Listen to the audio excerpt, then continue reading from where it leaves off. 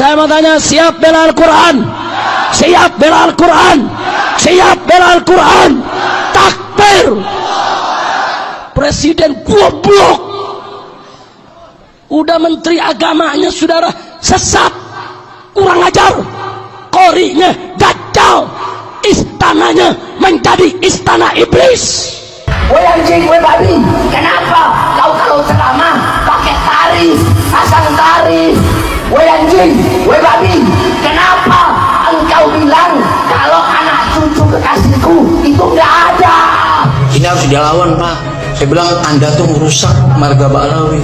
Masa kita pribumi dimanya dikatain begitu? Aneh sih ulama Betawi. Lo sopan, gua segan. Lo Araguan, gua lawan. Lo Araguan, gua lawan. Mulai kapan ini kerucuk-kerucuk ngajari benci Alil Beti? Mulai kapan ini kerucuk-kerucuk ngajari benci Alil Beti? Nah terus ini keroco-keroco sekarang, curut-curut yang sekarang baru lahir ini. Nah terus ini keroco-keroco sekarang, curut-curut yang sekarang baru lahir ini, terus mau sok-sokan mengajarkan kepada umat untuk membenci para habaib. Bahkan kita digolongkan lebih rendah dari anjing.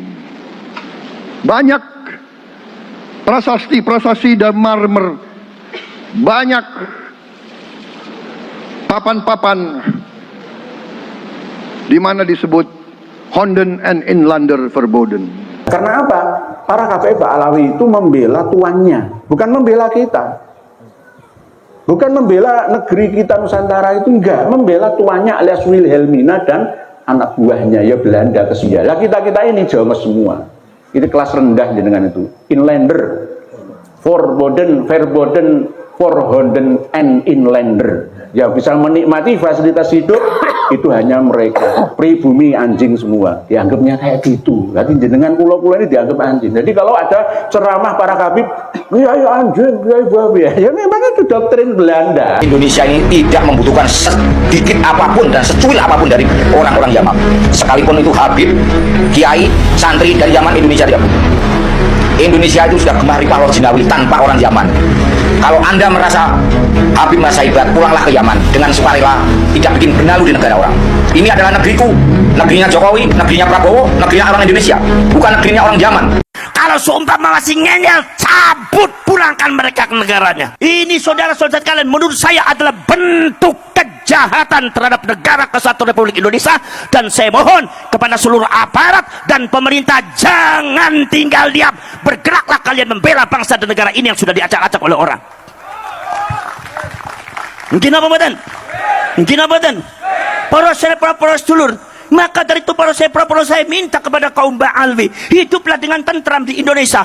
Kami tahu kalian itu di negaranya negara miskin, gak ada apa-apanya. Kalau memang negara kalian itu adalah negara yang penuh barokah, kalau memang negara kalian itu adalah negara tempatnya wali, semua doa diijabahi. Saya mohon kepada kalian kembali kepada negara kalian, jangan di Indonesia. Saya sudah tahu hasil tes DNA dari Habib-Habib ini, 180 orang di Yaman sudah tes DNA dan hasilnya haplogrupnya G. Sedangkan keturunan Nabi Muhammad semuanya di Arab Saudi, di Yordan, di Maroko haplogrupnya J1. Kalau ada orang yang mengaku keturunan baginda Nabi besar Muhammad, hari ini dari jalur laki-laki semua sampai baginda Nabi sampai Sayyidina Husain, maka haplogrupnya harus J1. Sedangkan keluarga Habib Rizik, keluarga Habib Bahar, keluarga Habib Taufik Segaf, keluarga Habib Lutfi bin Yahya, semuanya sudah tes DNA dan bukan keturunan baginda Nabi besar Muhammad sallallahu alaihi wasallam. Ini ada bukti, termasuk yang dibahas tadi malam itu sudah melecehkan kiai-kiai pribumi. Katanya kiai pribumi itu seperti kecoa. Dan ini lebih parah lagi. Ini ada kalimat, ini dari sama ya dari Habib Bakir bin Habib Hani bin Yahya Assegaf. Ini kalau kita tidak lawan sekarang, Indonesia yang jelas akan menjadi Yahudi Raya Nusantara. Kita sebagai bangsa Indonesia pada saat ini jangan pernah takut, kualat. Mereka doktrinnya doktrin sesat. Kenapa? Jelas akidahnya sudah melenceng daripada Ahlussunnah wal Jamaah. kalau penjenengan semua kiai-kiai yang asli Nusantara, ini wajib kita lawan ini. Harga diri Nusantara ini bukan perorangan lagi, ini harga diri Nusantara. Ini ada kalimatnya, mohon maaf. Coba kalau penjenengan leluhurnya dihina, kira-kira marah enggak ini? Ini sudah harga diri, bukan masalah pribadi lagi. Ini saya bacakan ya, biar seluruh Indonesia mendengar dan menjawab sesuai dengan argumennya masing-masing. Ini yang pertama, Wali Songo ganti aja jadi Wali Sundel. Kira-kira sudah menghina Wali Songo, menghina Nusantara enggak? Nah, ini wajib kita lawan saat ini. Sampai serah aku ya Allah. Yang kedua, ini ada kalimat juga. Ini menghina semua ini. Satu Ba'alawi lebih mulia dibanding 700 ulama Nusantara. Ulama Nusantara yang jelas kewaliannya semua ini sudah dihina oleh Habib Bocil, Habib Bakir bin Hani bin Yahya Assegaf. Ini satu Ba'alawi katanya lebih mulia daripada 700 ulama Nusantara. Padahal ulama Nusantara semua adalah wali yang jelas perjuangan dan kewaliannya. Ini wajib semua keturunan Duriyah Wali Songo kerajaan yang ada di Indonesia, mulai dari Sabang sampai Merauke, Duriyah Cirebon, Duriyah Jogja, Solo, saya panggil semua, kerajaan Mataram harus bangkit semua lawan ini Habib Yahudi kurang ajar.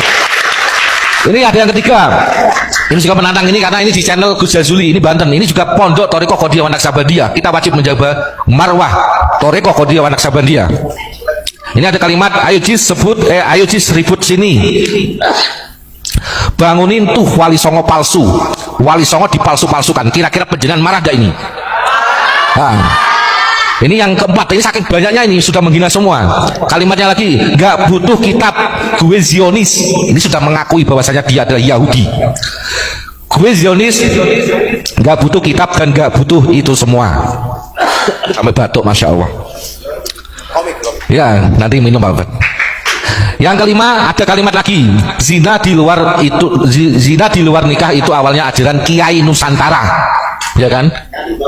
Ini sudah merusak akidah Islam, merusak fikih. Jelas ajarannya ingin merusak akidah Islam. Ahlussunnah wal Jamaah harus dilawan, dibersihkan dari Nusantara. Lawan jangan, lawan harusnya wajib ini. Yang keenam ada juga kalimat Kiai Nusantara pura-pura tawad. Bela Kiai orang wani, bela Habib Wani. NU dijelek-jelekkan, dibelokkan sejarahnya, kalian diam. Buya Ma'ruf Amin seorang ulama besar dilecehkan, dibabi-babi, kalian diam.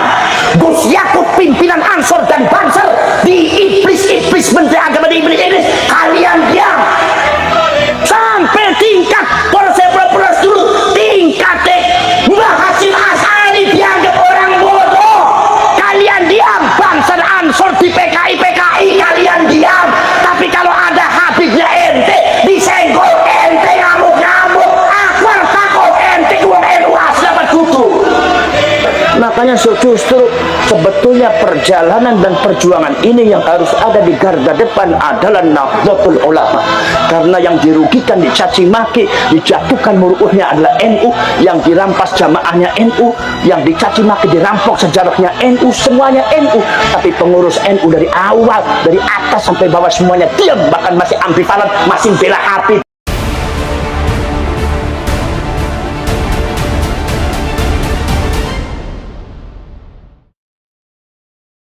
Saya mau tanya, siap bela Al-Quran? Siap bela Al-Quran? Siap bela Al-Quran? Takbir! Presiden goblok, udah menteri agamanya saudara sesat, kurang ajar, korinya dajjal, istananya menjadi istana iblis. Kenapa saya katakan presidennya goblok saudara? Kalau udah nggak ngerti agama, tanya dulu dong kepada para ulama, tanya dulu dong kepada kiai. Jangan sembarangan dia hina Al-Quran. Betul? Betul? Ini menteri agama saudara, kurang ajar saudara, ngaku dari partai Islam, perilaku setan. Hari ini dia mengaku, oh itu ide saya, bukan ide presiden. Dia mau lindungi presiden saudara. Ya, silakan kau lindungi. Kita punya prinsip. Prinsip kita adalah prinsip anti penjajahan. Karena kita pernah mengalami penjajahan. Kita anti penindasan. Karena kita pernah ditindas.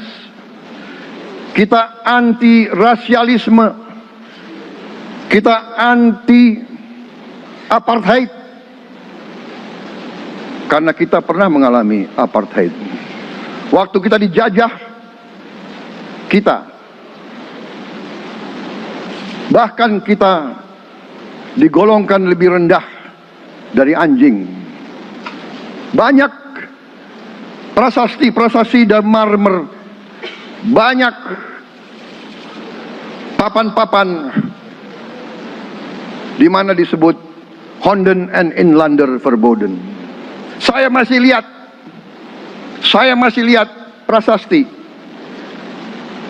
di kolam renang Manggarai tahun 78, Honden and Inlander Verboden, saudara-saudara.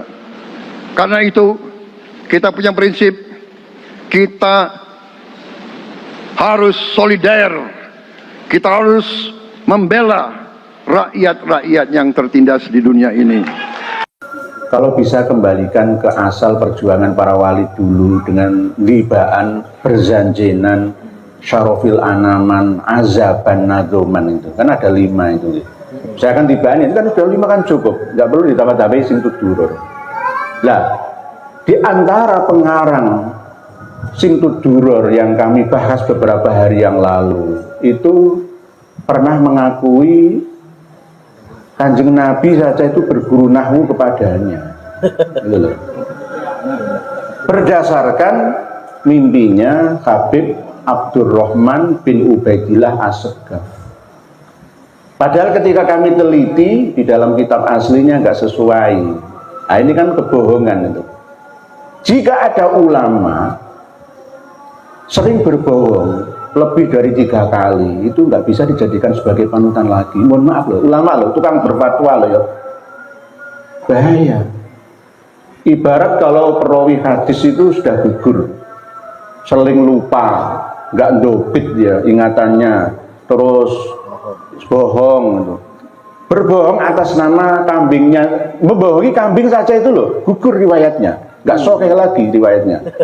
Membohongi unta atau kambing itu, mbak, gini, makan, ternyata gak dikasih makan, malah digebyur banyu. Iku ngapusi kewan, iku ya ora resah riwayate. Apa meneh suka menipu. Kenapa saya sering dihujat oleh kiai-kiai yang mengamalkan kitab Bughyatul Mustarsyidin? Itu kan kitab yang benar-benar fenomenal ya, dijadikan rujukan pesantren tradisional. Bahkan sekelas Basul Masail LBMNU menggunakan rujukan atau referensi kitab Bughyatul Mustarsyidin itu. Kami bongkar ada ketidakjujuran pengarangnya ketika mengarang kitab Syamsud Dhohiro. Di dalam kitab Syamsud Dhohiro mencantumkan nama tokoh leluhurnya yang bernama Ali Kholik Kisam, yang wafatnya itu katanya menurut kitab Tobaqatul Khawas Ahli Sidqi wal Ikhlas disebutkan oleh Syekh Ahmad bin Abdul Latif Asy-Syirji Az-Zabidi, tahun wafatnya Ali Kholik Kisam itu 620 lebih. Padahal saya teliti manuskripnya tidak, 720 lebih. Tuh, korupsi 100 tahun. Ayo, umur dikorupsi 100 tahun. Nah ini berarti kan mulai mau mengotak-atik sejarah. Ya kalau kita nggak punya data pembantah, yo mesti yo menengai kalah mesti yo nggak duwe kitab. Coba jenengan saya tantang. Di mana di sini ada yang memiliki manuskrip As-Suluk Tabaqatul Ulama wal Muluk versi manuskrip Paris Prancis? Dia kan menengai, kan nggak ada yang bisa, nggak duwe kitab. Piye bantai? Ulama-ulama kita dulu itu diam, itu karena nggak punya datanya. Mohon maaf, karena kitab-kitab yang kita punya itu dulu tidak bisa diakses. Keterbatasan alur informasi dari Timur Tengah ke sini, dan kitab-kitab khusus yang dimiliki oleh Naqobatul Asyraf sana tidak bisa dimiliki oleh orang-orang sini, ulama-ulama kita. Buktinya di pesantren-pesantren kita nggak ada pelajaran ilmu nasab, itu nggak ada. Ya karena memang nggak ada kitabnya, nggak beredar di sini. Jadi ulama-ulama kita baik yang di, mohon maaf nih, PBNU, PBNU, PJNU, nggak ada yang bisa membantah karena nggak punya kitabnya. Lah kita ini sudah mempunyai kitabnya. Nggih, mohon maaf, Tahadus bin Nikmah saja. Pengarang kitab Bughiyatul Mustarsyidin, Habib Abdurrahman Al-Masyhur itu pernah berbohong, dan kebohongannya itu fatal demi membenarkan nasab leluhurnya dan beliaunya sendiri supaya diakui nyambung muttasil sampai Kanjeng Nabi. Sampai segitunya loh ya, menginterpolasi kitab. Oleh sebab itu saya curiga kalau ada kitab baik itu fikih, tauhid, tasawuf apapun yang dikarang oleh Mbak Alawi itu saya nggak langsung telan mentah, itu enggak. Saya pasti cari pembandingnya, karena pasti ada yang tidak beres di akhirnya. Sama seperti ciri khas ceramahnya para Habib Alawi. Pertama, normal, gitu. Mari kita jadikan Rasulullah Shallallahu Alaihi Wasallam sebagai uswatun hasanah pada acara Maulid Nabi yang mulia ini. Lalu benar ngalem Kanjeng Nabi. Mari ngono. Di antara mencintai Nabi adalah mencintai duriah Nabi. Nah siapa duriah Nabi? Ya saya ini. Ngono akhirnya kan kalau jenengan tidak mencintai saya berarti sama dengan tidak mencintai Nabi, menyakiti hati Nabi, menyakiti hati Nabi berarti menyakiti hati Allah. Rabbi, berarti jenengan dilaknat masuk neraka semua. Tak takut-takuti seperti itu jenengan. Nggih. Wis pokoke titenono ceramah kabeh iku bulet ngono, ngalem leluhure mesti. Jarang ngalem sahabat Abu Bakar As-Siddiq, jarang mesti. Kama qala Habib Abdullah Al-Haddad, nah mesti kan ngono, mesti nggo. Habib Al-Idrus, nah, mesti ngono, wis contoh wis jenengan titeni lah. Pasti bulet ngono niku. Mari ngono, nek paling gak ya Kanjeng Nabi lah. Lalu diarahkan akhirnya mendoktrin, saya cucunya. Sampean gak iso ndelok Kanjeng Nabi, wajah Kanjeng Nabi gak iso, aku lho putune Kanjeng Nabi. Ya lihatlah wajahku. Nah, akhirnya begitu. Dengan terhipnotis, hanya berdasarkan sugesti, keyakinan.